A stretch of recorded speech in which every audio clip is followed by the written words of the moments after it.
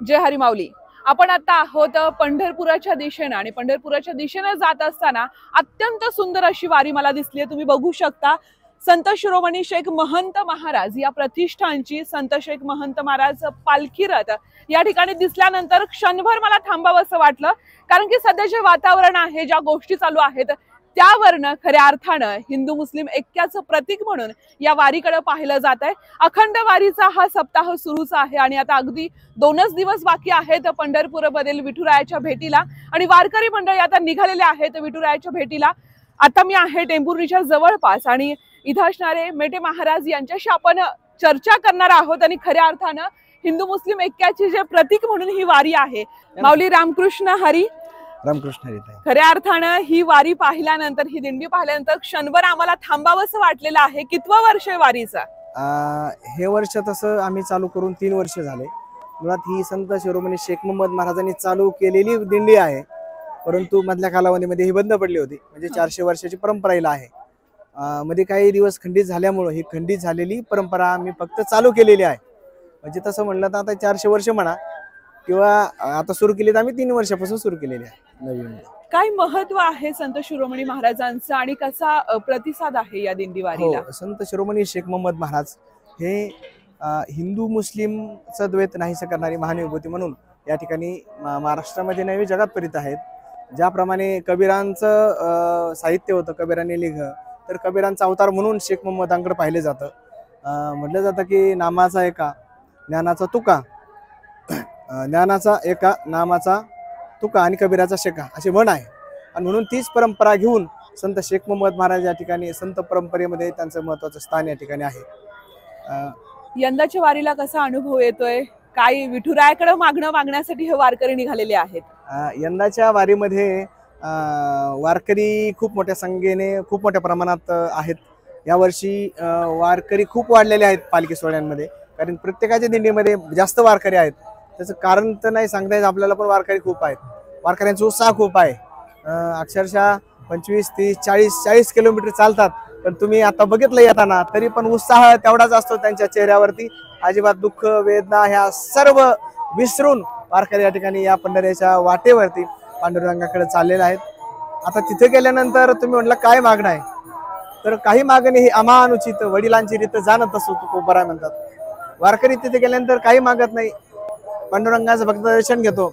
दर्शन घेतल्यानंतर तो पांडुरंग जो आहे ती परंपरा आहे संतांची आमची, तिथं जायचं, चंद्रभागा स्नान करायचे, प्रदक्षिणा मारायची, कळसाकडे बघायचं, कळसाचं दर्शन करायचं आणि माघारी फिरायचं, हा वारकऱ्यांचा नियम आहे।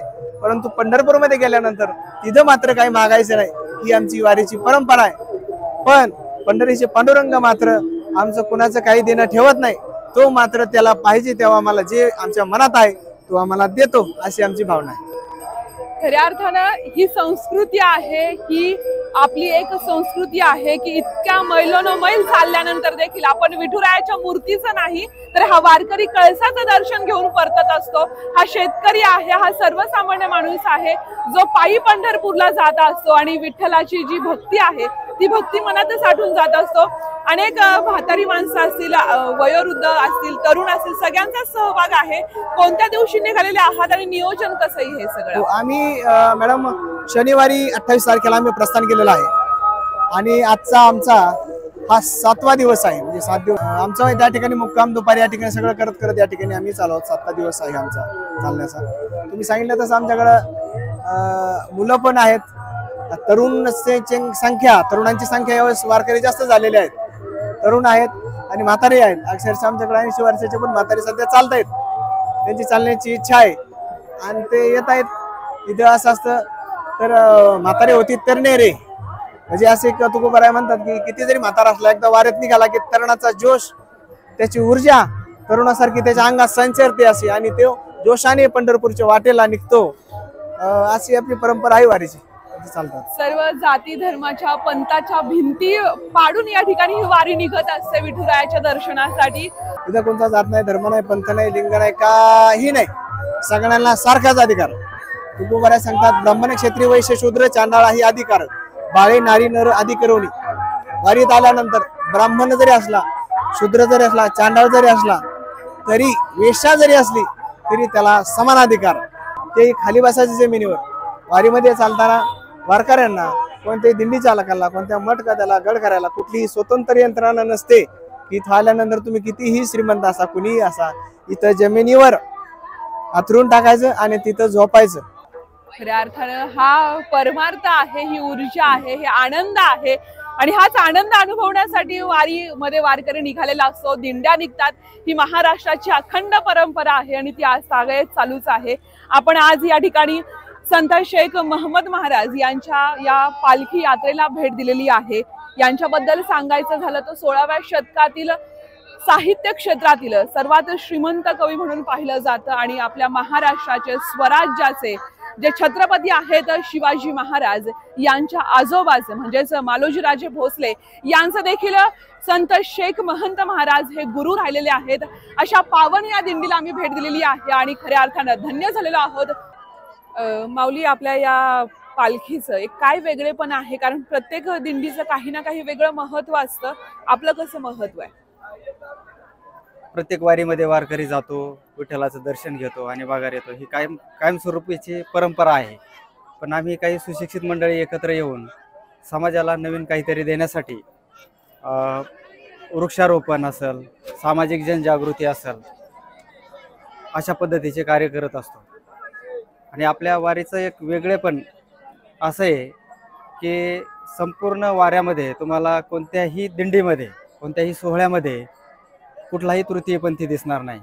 पण आमच्या वारीमध्ये एक तृतीयपंथी असे आहेत की ते प्रवचन, कीर्तन, भजन, अगदी सकाळी काकड आरतीपासून जे माईक हातात घेतात तर संध्याकाळचं कीर्तन झाल्यानंतर ते माईक हातातला खाली ठेवतात. वृक्षारोपणाचं कार्य आमचा अशा पद्धतीचं आहे की ज्या ठिकाणी आम्हाला अन्नदाते अन्नदान करतात त्या ठिकाणी आम्ही त्यांना एक वृक्ष भेट देतो आणि तो वृक्ष संवर्धन करण्यासाठी त्यांना विनंती करतो, आवाहन करतो. नक्कीच हा वेगळेपणा आहे. आपल्याला आपली भक्ती आणि संस्कृती जपायची आहे, मात्र पर्यावरणाचंही रक्षण करायचं आहे आणि पर्यावरण देखील जगवायचं आहे. खऱ्या अर्थाने एक आगळ्या वेगळ्या पद्धतीचा संदेश या दिंडीतून दिला जातोय. धन्यवाद दादा.